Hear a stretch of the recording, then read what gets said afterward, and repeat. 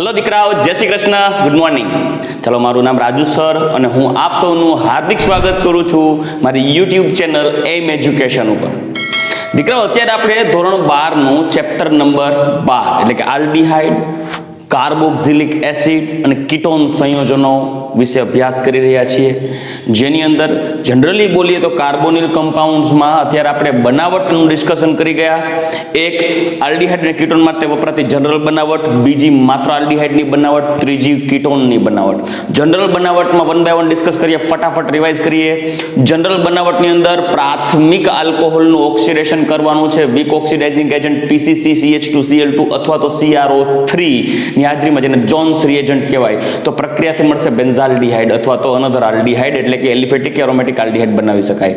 પણ જો દ્વિતીયક આલ્કોહોલ હોય તો તેનું જોન્સ પ્રક્રિયક અથવા તો K2Cr2O7 વડે ઓક્સિડેશન કરવામાં આવે તો પ્રક્રિયાથી કીટોન બનશે.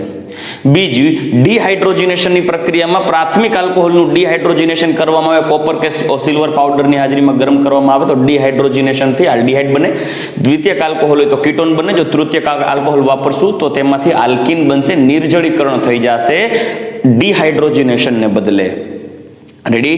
ત્યાર પછી હાઇડ્રોકાર્બનમાંથી જનરલ બનાવટ હતી આલ્ડીહાઇડ અને કીટોનની, જેમાં આલ્કીનનું ઓઝોનોલિસિસ જોઈ ગયા. આલ્કીનના ઓઝોનોલિસિસમાં ઓઝોન સાથે ZnNH2O સેકન્ડ સ્ટેપમાં, ફર્સ્ટ સ્ટેપમાં ઓઝોન ઉમેરવાથી ઓઝોનાઇડ બને, ટ્રાયઓઝોનાઇડ, અને એ ઓઝોનાઇડ વ્યુત્પન્નમાં જળ વિભાજન કરવામાં આવે ઝિંકની હાજરીમાં તો પ્રક્રિયાથી આપણને આલ્ડીહાઇડ અથવા કીટોન બનશે.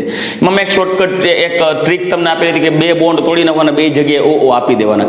ઇવન આપણે એક્સ્ટ્રા રિએક્શન્સ પણ જોઈ ગયા હતા કે જસ્ટ ઝિંક નાખશો, H2O નહીં નાખો તો કાર્બોક્સિલિક એસિડ અથવા કીટોન બનશે, આલ્ડીહાઇડ નહીં બને. બીજી એક રિએક્શન જોઈ ગયા હતા પ્રોપાઇન એટલે કે આલ્કાઇનનું ઓઝોનોલિસિસ કરો તો 3 માંથી 2 બોન્ડ તૂટશે અને ડાયકાર્બોનિલ વ્યુત્પન્ન મળશે એટલે કે ડાય કીટોન બને અથવા તો 2 આલ્ડીહાઇડ બને, ટૂંકમાં 2 ડબલ બોન્ડ O વાળા વ્યુત્પન્ન મળશે. રાઈટ? જેને આપણે એક્ઝામ્પલ જોઈ ગયા હતા. જો તમને યાદ ન આવતું હોય તો પ્લીઝ એકવાર લેક્ચરને રિવાઇન્ડ કરી લેજો.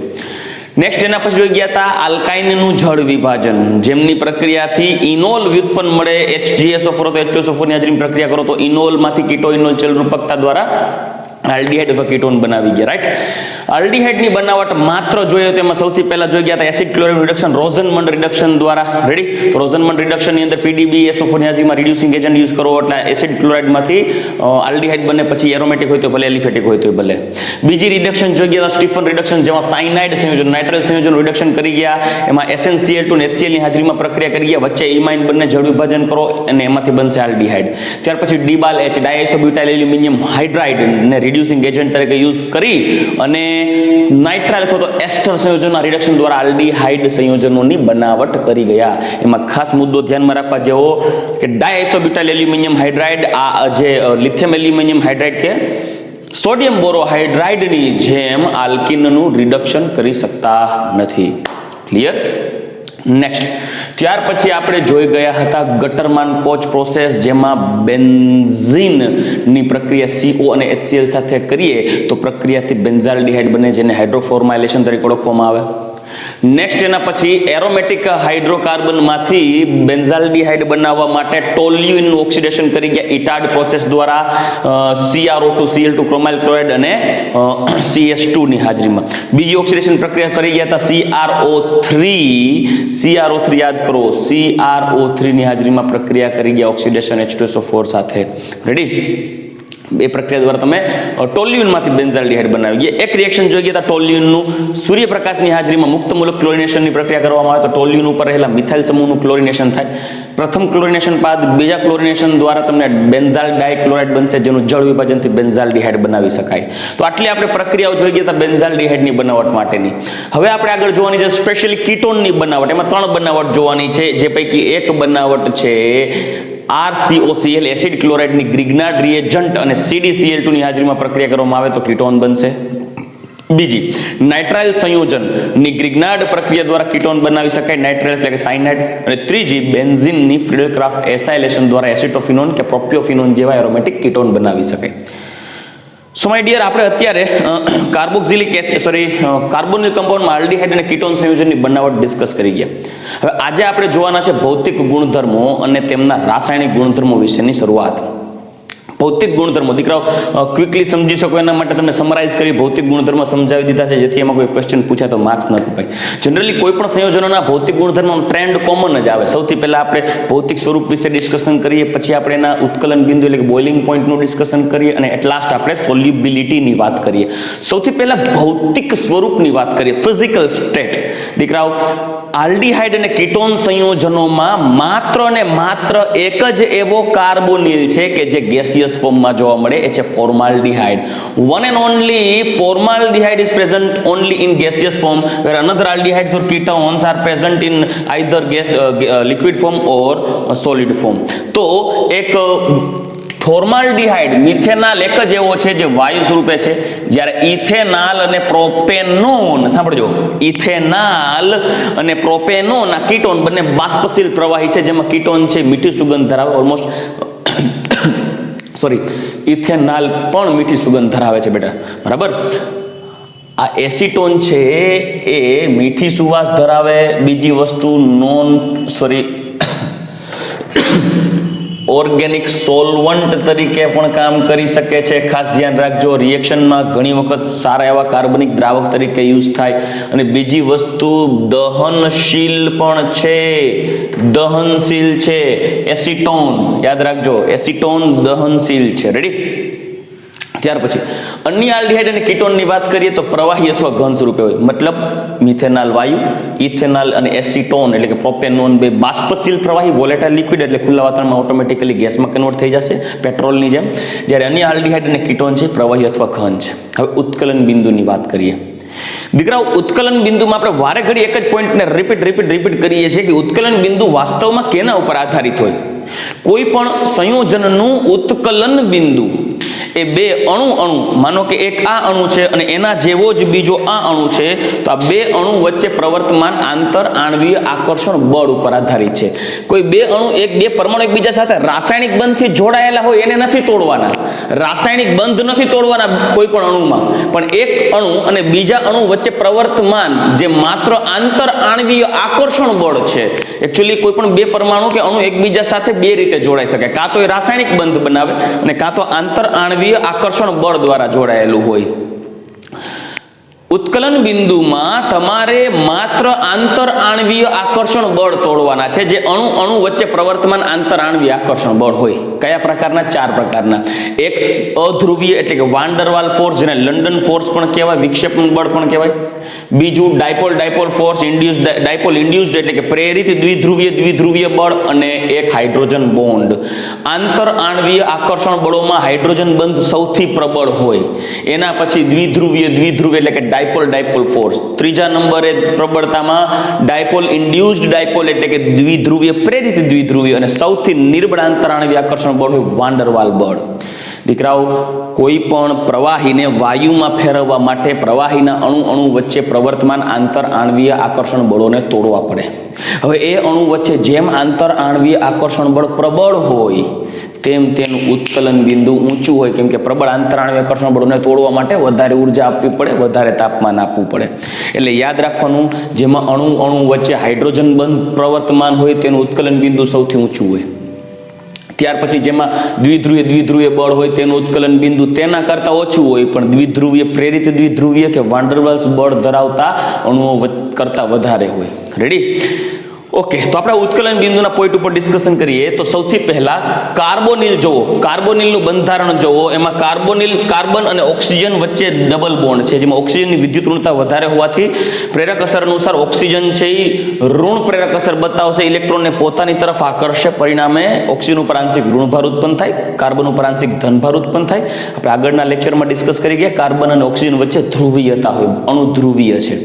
આથી આ એક કાર્બોનિલ અણુ, weather it is aldehyde or ketone, બરાબર, ઇટ ડઝન્ટ મેટર, ગમે હોઈ શકે, આલ્ડીહાઇડ હોય, કીટોન હોઈ શકે, પણ કોઈ પણ કાર્બોનિલ અણુ જ્યારે બીજા કાર્બોનિલ અણુની નજીક આવે ત્યારે એક કાર્બોનિલના ઓક્સિજનનો આંશિક ઋણભાર બીજા કાર્બોનિલના કાર્બનનો આંશિક ધનભાર વચ્ચે એક આંતરાણ્વીય આકર્ષણ બળ પ્રેરાય.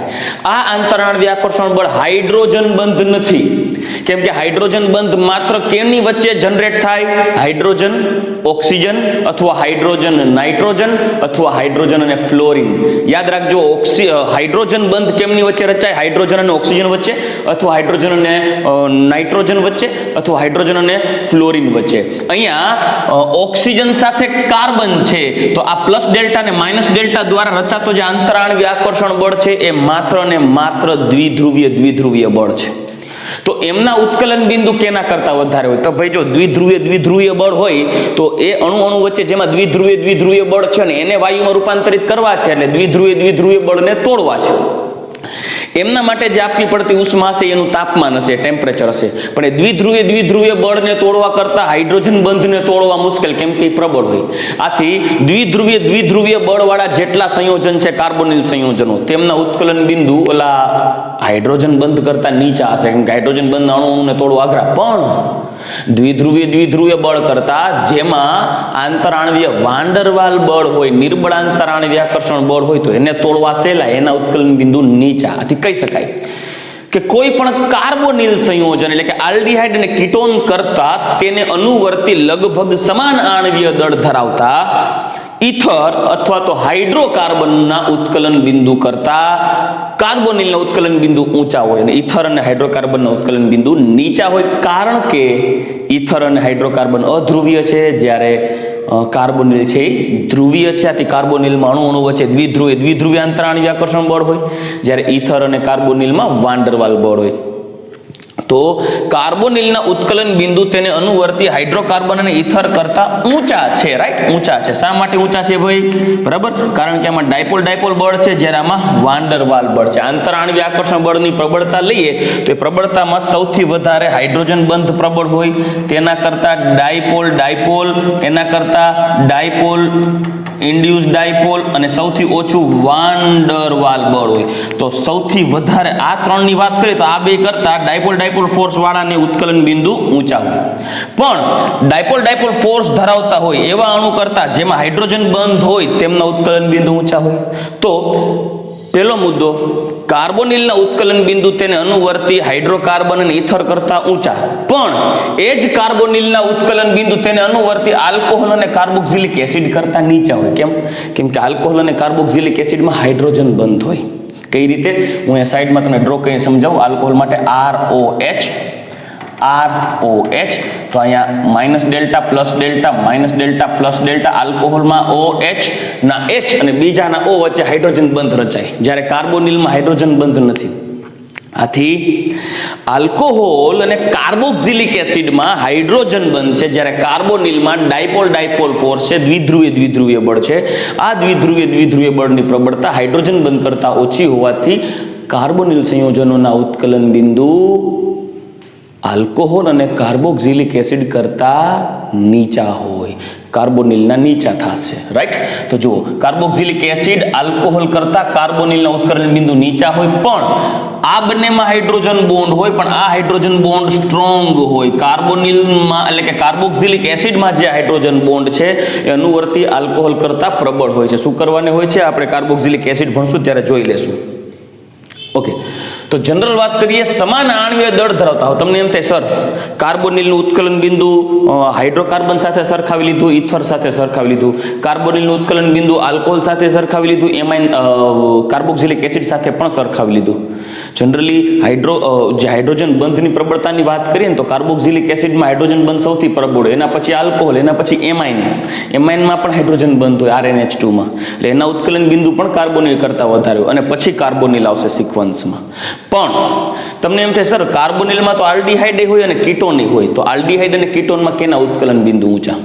જો આલ્ડીહાઇડ છે ને, આલ્ડીહાઇડ એમાં કાર્બનમાં એક આલ્કાઇલ સમૂહ ઇલેક્ટ્રોન દાતા તરીકે વર્તે, ઇલેક્ટ્રોનનું દાન કરે, એટલે કાર્બન ઉપર ઇલેક્ટ્રોન ઘનતામાં વધારો કરે, અને અહીંયાથી ઓક્સિજન એ ઇલેક્ટ્રોનને પોતાની તરફ આકર્ષતો હોય. જ્યારે કીટોનમાં બે આલ્કાઇલ સમૂહ છે, એટલે બે ઇલેક્ટ્રોન દાતા તરીકે વર્તશે, બે આલ્કાઇલ સમૂહ. અને બંને થઈને વધારે જથ્થામાં ઇલેક્ટ્રોનનું દાન કરશે કાર્બોનિલ કાર્બન તરફ, કેમ કે બે દાતા છે. આથી આ ઓક્સિજનને આકર્ષવા માટે સરળતાથી ઇલેક્ટ્રોનની ડેન્સિટી મળી રહેશે, કેમ કે બે બાજુથી ઇલેક્ટ્રોનનું દાન થાય છે. આથી ઓક્સિજન પ્રબળતાથી ઇલેક્ટ્રોન ખેંચશે એટલે ઓક્સિજન ઉપર નેગેટિવિટી ઇન્ક્રીઝ થશે, ઓક્સિજન ઉપર ઋણ વીજભારત્વનો જથ્થો વધી જશે, ઓક્સિજન ઉપર ઋણ વીજભારિત વીજ વાદળ મોટું થઈ જશે. આથી ઓક્સિજન ઉપર જેમ નેગેટિવ ચાર્જ વધે, જેમ ઋણ વીજભારિત વીજ વાદળ મોટું, એમ એ બીજા કાર્બોનિલના ધન વીજભારિત કાર્બનને પ્રબળતાથી ખેંચે. આથી તેમાં આંતરાણવીય આકર્ષણ બળ વધે. બીજી વાત કરીએ, બીજી રીતે સમજીએ કે કીટોનમાં બે આલ્કાઇલ સમૂહ હોય એટલે અહીંયા કદ મોટું થાય, અને જેમ કદ મોટું થાય એમ સંપર્ક સપાટીનું ક્ષેત્રફળ પણ વધે. એટલે કહી શકાય ને કે કદ મોટું, અવકાશીય વૃદ્ધ મોટો, સંપર્ક સપાટીનું ક્ષેત્રફળ મોટું થાય. જેમ સંપર્ક સપાટીનું ક્ષેત્રફળ મોટું થાય તેમ આંતર આણવીય આકર્ષણ બળ વધી જાય.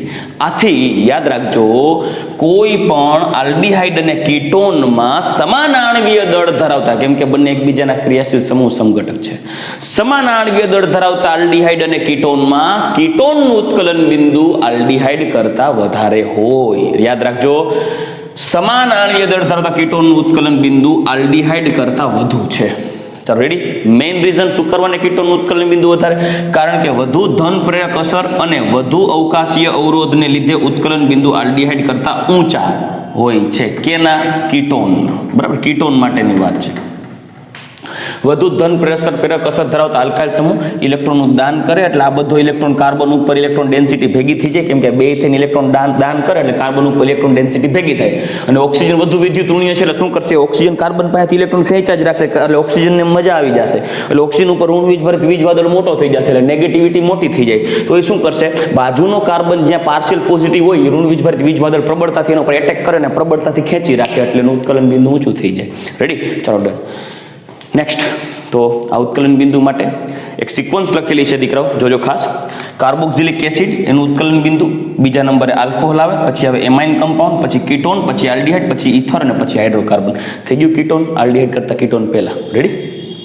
નેક્સ્ટ, હવે આલ્ડીહાઇડ અને કીટોનમાં જેમ કાર્બન સંખ્યા વધે તેમ ઉત્કલન બિંદુ વધે, જે આપણે પહેલા જ જોઈ ગયા છીએ આલ્કોહોલ સંયોજનમાં કે હેલોઆલ્કેન હેરોઇનમાં. જેમ કાર્બન સંખ્યા વધે એમ કદ મોટું થાય, સંપર્ક સપાટીનું ક્ષેત્રફળ વધે, ઉત્કલન બિંદુ વધે. એટલે આલ્ડીહાઇડ અને કીટોનમાં કાર્બન સંખ્યા વધે તેમ ઉત્કલન બિંદુ વધે.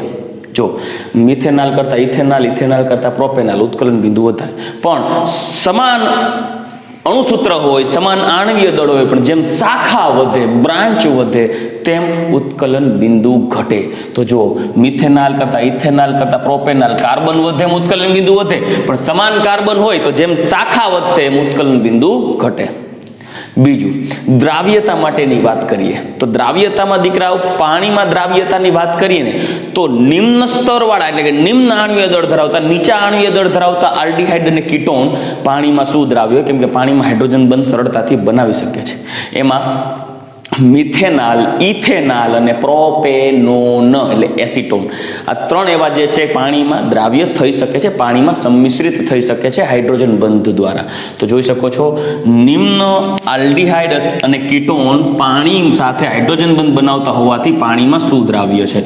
લાઈક મિથેનાલ, ઇથેનાલ અને એસિટોન અથવા પ્રોપેનોન જે પાણી સાથે હાઇડ્રોજન બંધ બનાવે. એક પ્રોપેનોન, બીજો પ્રોપેનોનનો O અને પાણીના H સાથે હાઇડ્રોજન બંધ બનાવી શકે. જેમ કાર્બન સંખ્યા વધે તેમ કદ વધતું હોવાથી આંતરાણવીય આકર્ષણ બળ વધે, એટલે આ પાણી છે એમના આંતરાણવીય આકર્ષણ બળને તોડી ન શકે એટલે દ્રાવ્યતા ઘટે. આથી કહી શકાય કે જેમ કાર્બન સંખ્યા વધે તેમ દ્રાવ્યતા ઘટે. કોમન ટ્રેન્ડ આવે બધામાં. પછી એ આલ્કાઇલ હેલાઇડ હોય તોય ભલે, એ આલ્કોહોલ હોય તોય ભલે, ઇથર સંયોજન હોય તોય ભલે, કે કાર્બોક્સિલિક એસિડ, આલ્ડીહાઇડ કે કીટોન હોય તોય ભલે, જેમ કાર્બન સંખ્યા વધે એમ જલ દ્રાવ્યતા ઘટે. સામાન્ય રીતે બધા જ આલ્ડીહાઇડ અને કીટોન કાર્બનિક દ્રાવકો જેવા કે બેન્ઝીન, ઇથર, મિથેનોલ, ક્લોરોફોર્મ વગેરેમાં શું દ્રાવ્ય છે? બરાબર. નિમ્ન આલ્ડીહાઇડ હોય ને, ખાસ ધ્યાન રાખજો, નિમ્ન નીચા આલ્ડીહાઇડ હોય ને કે નીચા આણવીય દળ ધરાવતા આલ્ડીહાઇડ, એ તીવ્ર દુર્ગંધદાયક હોય અને જેમ જેમ આણ્વીય દળ વધે તેમ તેની વાસ ઘટે અને સુગંધ વધે. એટલે મેં પહેલા કીધું બરાબર, આ કીટોન સુગંધીદાર હોય પણ આ દુર્ગંધદાયક હોય. સડેલા નારિયેળ જેવી વાસ, સડેલા ચીકુ જેવી કે સડેલા નારિયેળ જેવી ફોર્માલ્ડિહાઇડની વાસ હોય, જે ફોર્મેલિનની બનાવટમાં યુઝ થાય છે ડેથ બોડીને કે બાયોલોજીના જે સ્પેસિમેન હોય છે એ નમૂના જેને આપણે કહેવાય સાચવવા માટે, કેમ કે સડે નહીં એટલે. બરાબર. પણ જેમ જેમ કાર્બન સંખ્યા વધે, જેમ મોટો આણ્વીય દળ બનતો જાય, કાર્બન ચેઇન વધતી જાય, તેમ તેમ તેની દુર્ગંધ ઘટતી જાય, સુગંધ વધતી જાય. જે પૈકી અમુક આલ્ડીહાઇડ અને કીટોન સંયોજનો ફ્લેવરિંગ એજન્ટ એટલે કે ખાદ્ય પદાર્થોમાં સ્વાદ અને સુગંધ વધારવા માટે યુઝ થાય છે. કયા કયા જોઈ લઈએ તો સુગંધ અને સ્વાદ વર્ધક એટલે વધારો કરનારા પદાર્થોમાં બ્યુટારાલ્ડીહાઇડ, વેનિલિન, વેનિલા એસેન્સ જે વેનિલાને ફ્લેવર આપે, એસિટોફિનોન અને કપૂર એટલે કેમ્ફર જે કપૂરની ગોળી હોય એ. બરાબર. તો આટલા આ સંયોજન છે જે સુગંધ અને સ્વાદ વર્ધક કાર્બોનિલ કમ્પાઉન્ડ છે. ચાલો, અત્યારે આપણે અભ્યાસ કરી ગયા ભૌતિક ગુણધર્મો. હવે આપણે આગળ વધીએ કાર્બોનિલ સંયોજનોના રાસાયણિક ગુણધર્મો ઉપર ડિસ્કસ કરીએ. ચાલો દીકરાઓ, હવે આપણે ડિસ્કસ કરીએ કાર્બોનિલ સંયોજનોના રાસાયણિક ગુણધર્મો. દીકરાઓ, આની અંદર આપણે મુખ્યત્વે કાર્બોનિલ સંયોજનોના રાસાયણિક ગુણધર્મોને પણ 3 ભાગમાં વિભાજિત કરશું. 1. કાર્બોનિલ સંયોજનોમાં જોવા મળતી કેન્દ્રાનુરાગી યોગશીલ પ્રક્રિયા. બીજી, માત્ર આલ્ડીહાઇડ સંયોજનોમાં જોવા મળતી પ્રક્રિયા. અને ત્રીજી, માત્ર કીટોન સંયોજનોમાં જોવા મળતી રાસાયણિક પ્રક્રિયાઓ. દીકરો, આવી રીતે 3 ભાગમાં આપણે જુદી જુદી રાસાયણિક પ્રક્રિયાઓને વર્ગીકૃત કરશું, ત્યારે આલ્ડીહાઇડ અને કીટોનનો પોર્શન પૂરો થશે. હવે આપણે એ 3 પ્રક્રિયાઓ પૈકી પ્રથમ પ્રક્રિયાની શરૂઆત કરીએ તો એ છે કાર્બોનિલ સંયોજનોમાં જોવા મળતી કેન્દ્રાનુરાગી યોગશીલ પ્રક્રિયા અને તેની કેન્દ્રાનુરાગી યોગશીલ પ્રક્રિયાઓ ઉપર અસર કરતા પરિબળો. આની અંદરથી આપણે એ જોવા મળશે કે આલ્ડીહાઇડ અને કીટોનમાં કેન્દ્રાનુરાગી યોગશીલ પ્રક્રિયા માટે વધુ સક્રિયતા કેની છે, તેની સિક્વન્સ પણ લખશું અને શું અસર કરતા છે, શા માટે અસર કરે છે, કયા કારણો છે તેની ચર્ચા કરશું. સૌપ્રથમ એ ચર્ચા કરીએ કે શા માટે કાર્બોનિલ સંયોજનો કેન્દ્રાનુરાગી યોગશીલ પ્રક્રિયા આપે છે. ચાલો, તો એક મુદ્દો ખાસ ધ્યાન રાખજો કે કાર્બોનિલ સંયોજનો, સાંભળજો, કાર્બોનિલ સંયોજનો પછી ભલે આલ્ડીહાઇડ હોય તો ઠીક છે, કીટોન હોય તો પણ ઠીક છે. બરાબર. કાર્બોનિલ સંયોજનો કેન્દ્રાનુરાગી યોગશીલ પ્રક્રિયા આપે છે. ભૂલ ન ખાતા, યોગશીલ પ્રક્રિયા આપે છે. જ્યારે, ખાસ બાબત, જ્યારે આલ્કીન સંયોજનો ઇલેક્ટ્રોન અનુરાગી યોગશીલ પ્રક્રિયા આપે છે. આ મુદ્દો ક્યારેય ભૂલવો જોઈએ નહીં.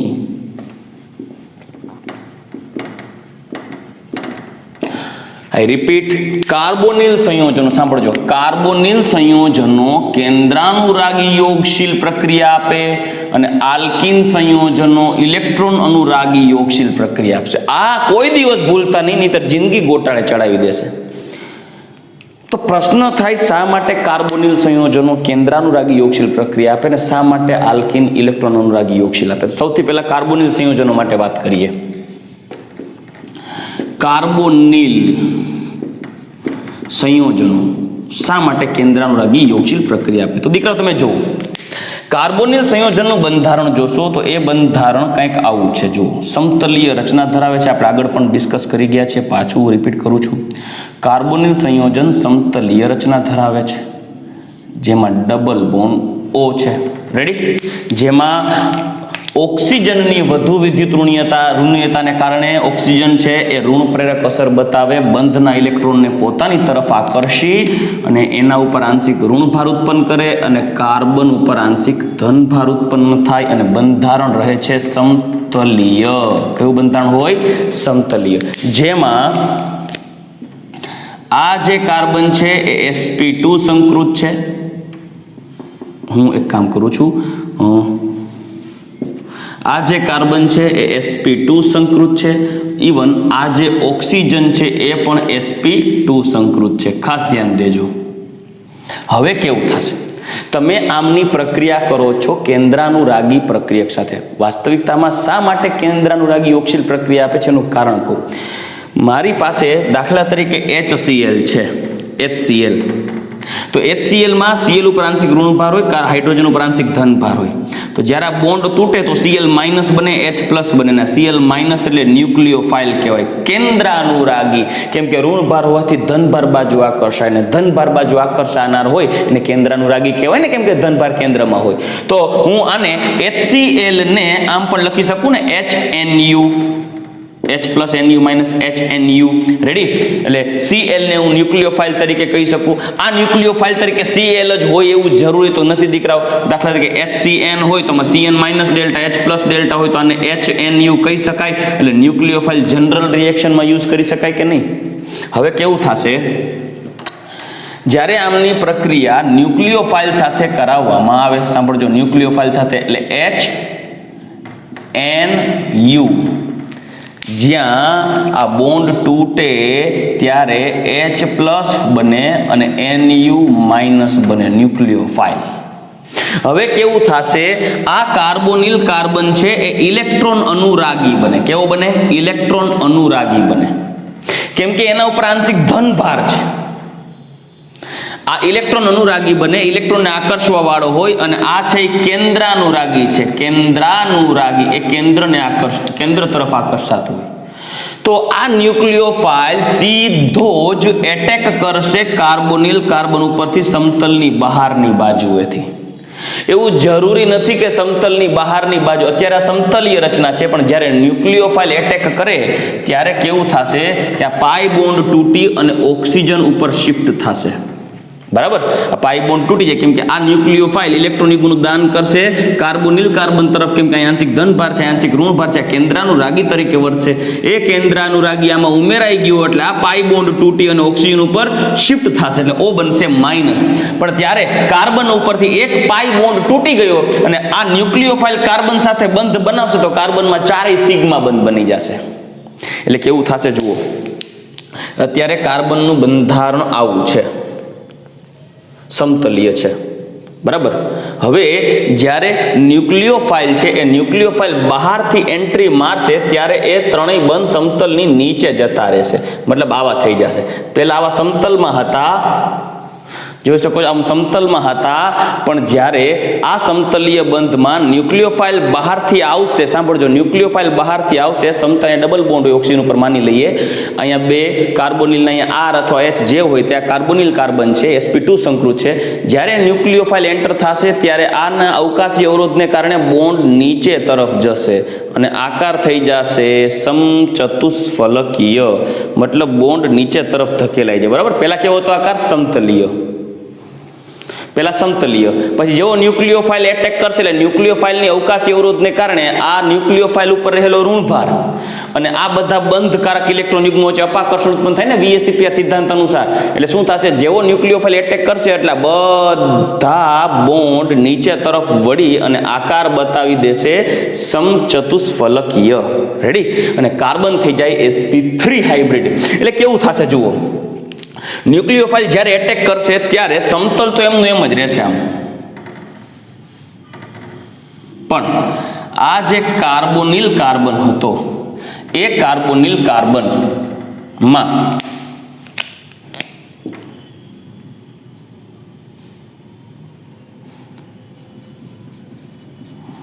એક બોન્ડ નીચે તરફ જતો રહેશે, જ્યારે બરાબર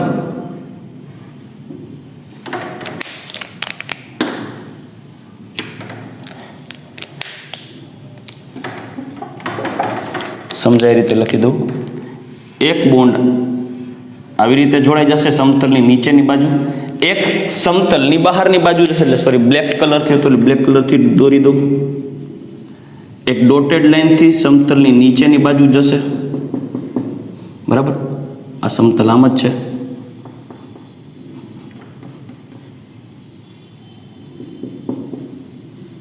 જ્યારે એક O O માઇનસ બનશે જ્યારે ઉપરથી કોઈ જોઈન્ટ થવાનું છે, ઉપરથી જ આવવાનો છે ન્યુક્લિયોફાઇલ Nu માઇનસ, એટલે આ જે કાર્બન થઈ ગયો એ થઈ ગયું sp3 અને રચના થઈ ગઈ સમચતુષ્ફલકીય. હવે આ જે O માઇનસ છે, આ ન્યુક્લિયોફાઇલ અહીંયા કનેક્ટ થઈ ગયો તો આ H પ્લસ કોની સાથે જોડાઈ જાય? O સાથે જોડાઈ જશે. તો નિપજ કંઈક આવી આપી દેશે, જુઓ, કાર્બન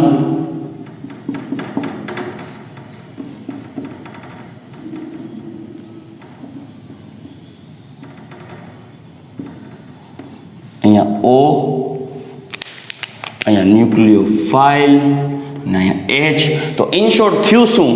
આ આખો ન્યુક્લિયોફાઇલ ધરાવતો આ જે ઘટક હતો એમાં HO ઉપર આવી ગયો, ન્યુક્લિયોફાઇલ કાર્બન ઉપર આવી ગયો, પણ શરૂઆત એન્ટર થવાની કેને કરી? કેન્દ્રાનુરાગી પ્રક્રિયા, કે પહેલા એન્ટ્રી મારી, પછી પાઈ બોન્ડ સરકી ગયો O ઉપર માઇનસ ચાર્જ આવ્યો, પછી H એની સાથે જોડાઈ ગયો. આથી આ પ્રક્રિયામાં સૌ પ્રથમ ઉમેરો કેન્દ્રાનુરાગી પ્રક્રિયા દ્વારા થઈ અને યોગશીલ પ્રક્રિયા થઈ. આથી આ પ્રક્રિયાને શું કહેવાય? કેન્દ્રાનુરાગી યોગશીલ પ્રક્રિયા.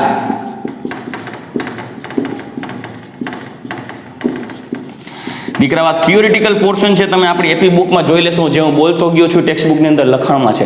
પણ એવું જરૂરી નથી કે ન્યુક્લિયોફાઇલ છે સમતલની ઉપરની બાજુ જ આવે. સાંભળજો, પેલા કાર્બોનિલમાં કાર્બન ઓક્સિજન sp2 સંકૃત હોય, પણ sp2 સંકૃત કાર્બન ઉપર જ્યારે ન્યુક્લિયોફાઇલ સાથે પ્રક્રિયા કરવામાં આવે, કેન્દ્રાનુરાગી પ્રક્રિયા છે, કાર્બન જે આંશિક ધનભાર ધરાવે છે તેના ઉપર આક્રમણ કરી અને જ્યારે જોડાય ત્યારે પાઈ બોન્ડ ઓક્સિજન ઉપર શિફ્ટ થાય, ત્યારે આ સમતલીય રચના ધરાવતો sp2 સંકૃત કાર્બન ત્રિપરિમાણીય sp3 સંકૃત કાર્બનમાં રૂપાંતર થઈ જશે. આ sp3 સંકૃત કાર્બન ત્રિપરિમાણીય રચના ધરાવશે, જેમાં સમતલમાં રહેલા ત્રણેય બંધ સમતલની નીચેની તરફ જાય. એવું જરૂરી પણ નથી કે ન્યુક્લિયોફાઇલ ઉપરથી જ જોડાય. બની શકે કે આ જ ન્યુક્લિયોફાઇલ નીચેની સમતલની નીચેની તરફથી જોડાય તો એ બંધારણ કંઈક આવું થઈ જાય. જુઓ, જો સમતલની નીચેની બાજુથી જોડાય તો કાર્બન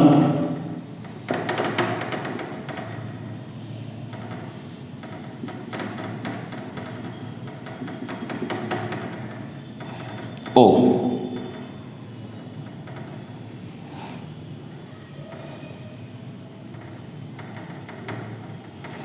પછી અહીંયા જોડાશે ન્યુક્લિયોફાઇલ કાર્બન ઉપર Nu માઇનસ, અહીંયા આવશે પ્લસ.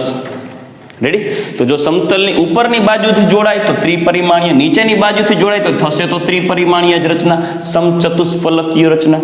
તો આ પ્રક્રિયા થઈ ગઈ કેન્દ્રાનુરાગી યોગશીલ પ્રક્રિયા. દીકરાઓ યાદ રાખજો, કાર્બોનિલ સંયોજનો હંમેશા કેન્દ્રાનુરાગી જ યોગશીલ પ્રક્રિયા આપે, પણ આલ્કિન સંયોજનોમાં ધ્રુવીયતા જોવા મળતી નથી.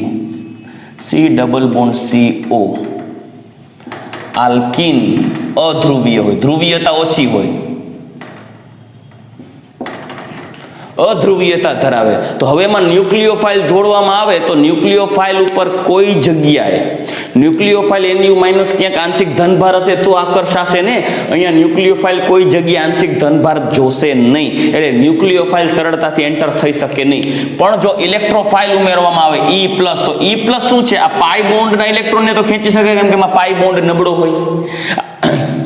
આથી આ પાઈ બોન્ડને પોતાની તરફ આકર્ષી અને ઇલેક્ટ્રોફિલિક સબસ્ટિટ્યુટ અથવા તો ઇલેક્ટ્રોન અનુરાગી યોગશીલ આપી શકે, કારણ કે તેની અંદર ધ્રુવીયતા નથી. અને જે અણુમાં ધ્રુવીયતા ન હોય, લાઈક આલ્કિનની અંદર, તો તેમાં કેન્દ્રાનુરાગી યોગશીલ થવાને બદલે ઇલેક્ટ્રોન અનુરાગી યોગશીલ થાય, કેમ કે એમાં ધ્રુવીયતા ન હોવાને કારણે, આંશિક ધનભાર ન હોવાને કારણે ન્યુક્લિયોફાઇલ સરળતાથી એટ્રેક્ટ થાય નહીં. પણ જો ઇલેક્ટ્રોફાઇલ ઉમેરવામાં આવે તો આલ્કિનમાં રહેલો પાઈ બંધના ઇલેક્ટ્રોન સરળતાથી તૂટી શકે છે, પ્રક્રિયામાં ભાગ લઈ શકે છે. આથી આલ્કિન સંયોજન કે આલ્કાઇન સંયોજન પણ ઇલેક્ટ્રોન અનુરાગી યોગશીલ પ્રક્રિયા આપશે, જ્યારે કાર્બોનિલ સંયોજનો કઈ પ્રક્રિયા આપે? કેન્દ્રાનુરાગી યોગશીલ પ્રક્રિયા આપે. દીકરાઓ, આપણે આ કેન્દ્રાનુરાગી યોગશીલ પ્રક્રિયા જોવાની છે. એક છે સોડિયમ બાયસલ્ફાઇડ સાથેની યોગશીલ પ્રક્રિયા, એક છે હાઇડ્રોક્સિલ એમાઇન સાથેની યોગશીલ પ્રક્રિયા, એક છે હાઇડ્રોજન સાયનાઇડ સાથેની યોગશીલ પ્રક્રિયા, એક ગ્રિગ્નાર્ડ પ્રક્રિયક સાથેની યોગશીલ પ્રક્રિયા, એક આલ્કોહોલ સંયોજન સાથેની યોગશીલ પ્રક્રિયા અને એક એમાઇન વ્યુત્પન્ન સાથેની યોગશીલ પ્રક્રિયાઓ. આટલી યોગશીલ પ્રક્રિયાઓ જોવાની છે. પણ એની પહેલા આપણે ચર્ચા કરીએ કે કાર્બોનિલ સંયોજન એટલે કે આલ્ડીહાઇડ અને કીટોનની આ કેન્દ્રાનુરાગી યોગશીલ પ્રક્રિયાની સક્રિયતા કેવી છે અને તેના ઉપર અસર કરતા પરિબળો. રેડી? ચાલો દીકરાઓ, હવે આપણે ચર્ચા કરીએ આલ્ડીહાઇડ અને કીટોન સંયોજનોમાં કેન્દ્રાનુરાગી યોગશીલ પ્રક્રિયા ઉપર અસર કરતા પરિબળો. દીકરાઓ, સામાન્ય રીતે કેન્દ્રાનુરાગી યોગશીલ પ્રક્રિયામાં બે પરિબળો અસર કરે કાર્બોનિલ સંયોજનો માટે. એક હોય ઇલેક્ટ્રોનિક અસર અથવા ઇલેક્ટ્રોનીય અસર અને બીજું સ્ટેરિક ઇફેક્ટ એટલે કે અવકાશીય અસર, જેને અવકાશીય અવરોધ પણ કહેવાય.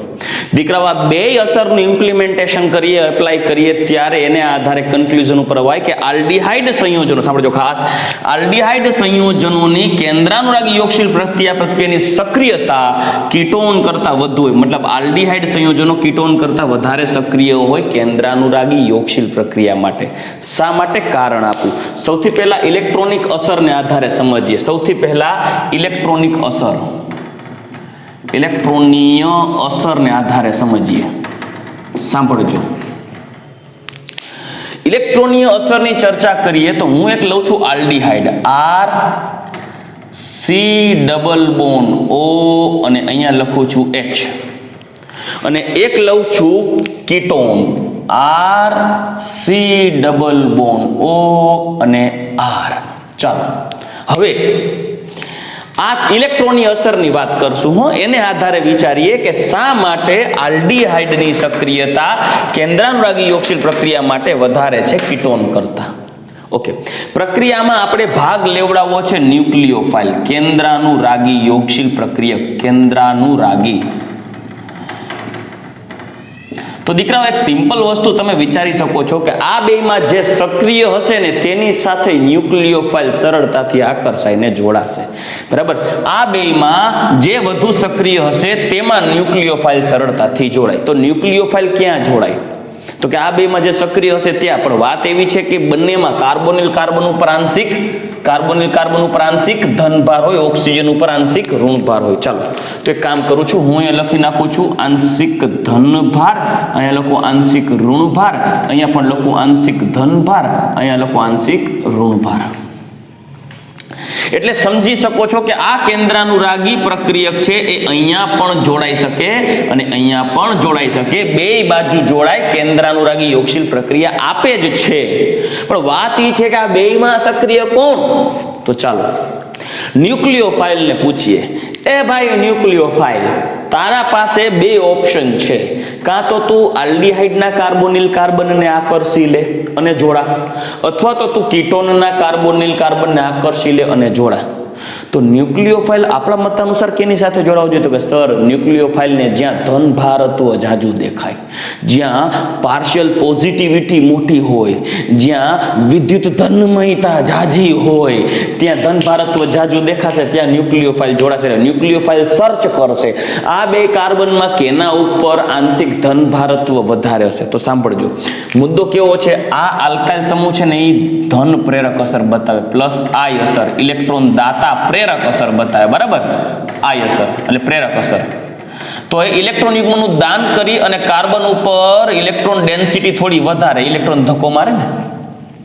જ્યારે આ કીટોનમાં બે આલ્કાઇલ સમૂહ છે એટલે બે આલ્કાઇલ સમૂહ થાય એટલે બે ઇલેક્ટ્રોનનું દાન કરી શકે. આ પણ પ્લસ આઈ અસર બતાવે, આઈ પ્લસ આઈ અસર બતાવે. તો બે ભેગા થઈને કાર્બન ઉપર ઇલેક્ટ્રોનની ડેન્સિટી જબરજસ્ત વધારી દે. બરાબર?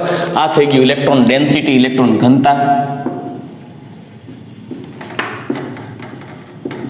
અને એ ઇલેક્ટ્રોન ડેન્સિટીને આ બે ઓક્સિજન ખેંચતા હશે. બરાબર? પણ હવે કાર્બોનિલ કાર્બનને પૂછવામાં આવે તારે બેમાંથી ક્યાં જોડાવું છે? તો કાર્બોનિલ કાર્બન નહીં પણ ન્યુક્લિયોફાઇલને પૂછવામાં આવે કે તારે બેમાંથી ક્યાં જોડાવું છે? તો ન્યુક્લિયોફાઇલ શું કહેશે કે જે કાર્બોનિલ કાર્બન ઉપર ધન વીજભારત્વ મોટું હશે, ન્યુક્લિયોફાઇલ જે કાર્બોનિલ કાર્બન ઉપર ધન વીજભારત્વ આંશિક ધન વીજભારત્વ વધુ હશે અને જ્યાં ઇલેક્ટ્રોનની ઘનતા ઓછી હશે ત્યાં સરળતાથી જોડે, કેમ કે જ્યાં ઇલેક્ટ્રોનની ઘનતા જાજી હોય ને આના ઉપર નેગેટિવ ચાર્જ છે, એકબીજાને અપાક કરશે.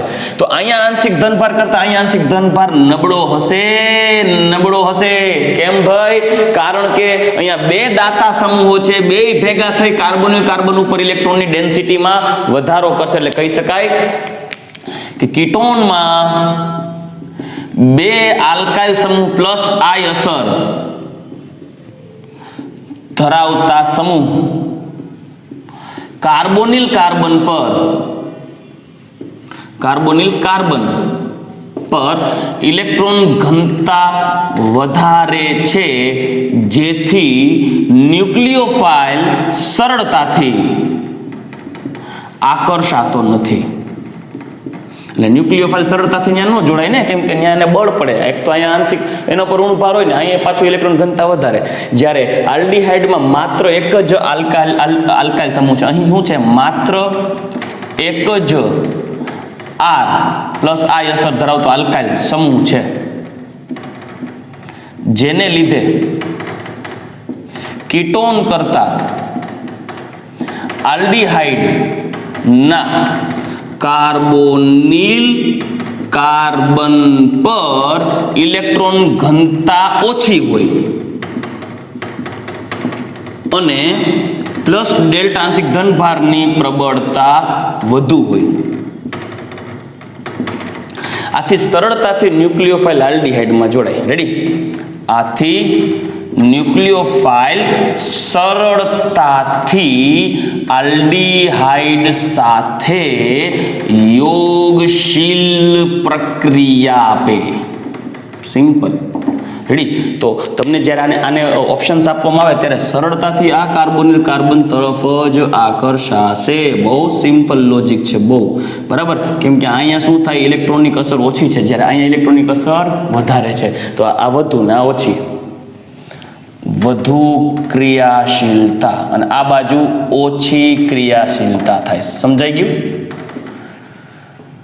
ચલો, આ તો આપણે એક પોઈન્ટને આધારે સમજાવ્યો. બીજો મુદ્દો આ જ વસ્તુને પાલન કરતો હોવો જોઈએ. તો આપણે હવે કામ કરીએ, અવકાશીય અવરોધની વાત કરીએ.